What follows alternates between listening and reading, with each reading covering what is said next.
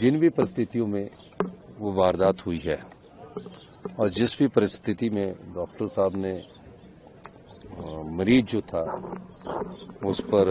जिस प्रकार की वारदात की गई है, मेरा ये मानना है कि इस प्रकार की वारदात नहीं होनी चाहिए। हम हॉस्पिटल्स में जो डॉक्टरों की ड्यूटी थी पहले, हमारी सरकार ने क्या किया कि जो एसआर शिफ्ट करने डॉक्टर आते थे, पहले 48 घंटे ड्यूटी देते थे। मैंने कहा कि डॉक्टरों को स्ट्रेस कम होना चाहिए और 12 घंटे की ड्यूटी हमने एसआर शिफ्ट में करवाई और एसआर शिफ्ट का जो हम पहले स्टाइफंड देते थे जो 65,000 से बढ़ाकर 1,30,000 किया, 1 लाख किया। फिर जब 12 घंटे की ड्यूटी होगी, किन परिस्थितियों में डॉक्टर ने इस प्रकार की वारदात की है वो मैं समझ नहीं पाया। जब मुझे कल अधिकारियों जो आईजीएमसी की जो डिसिप्लिन कमेटी उसने रिपोर्ट्स दी,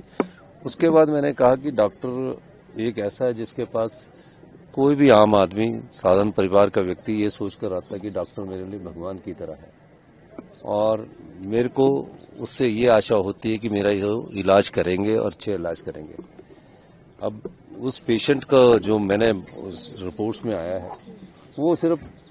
पल्मोनरी बेड के खाली बेड में था, जहां उसकी तबीयत किसी की पेशेंट की खराब होती तो ऐसे बैठ जाता है। उस बेड में वो बैठ गया, उसके बाद लेटने के बाद एक वीडियो का पक्ष आया है जिसमें उसमें डॉक्टर उसमें अटैक कर रहे हैं। दूसरा डॉक्टरों ने भी कहा है कि हमारे पास एक और वीडियो है, तो मैंने बोला कि इस समय तो ये बनता नहीं है कि चाहे वो किसी भी स्थिति में हो उसकी कंप्लेंट करवा सकता है, उसकी शिकायत करवा सकता है और इस दृष्टि से हमने उस पर कार्रवाई की जो भी हमारे को आईजीएमसी के प्रशासन ने रिपोर्ट दी। दूसरा, आईजीएमसी में कैसे डॉक्टरों की सुरक्षा को भी प्रदान करना है और मैं उसका भी अभी मैंने अधिकारियों को कहा कि इसका अध्ययन करिए कि पेशेंट के साथ कितने आदमी आईजीएमसी जाएंगे और डॉक्टरों को भी सुरक्षा मिलनी चाहिए। डॉक्टर भी कोई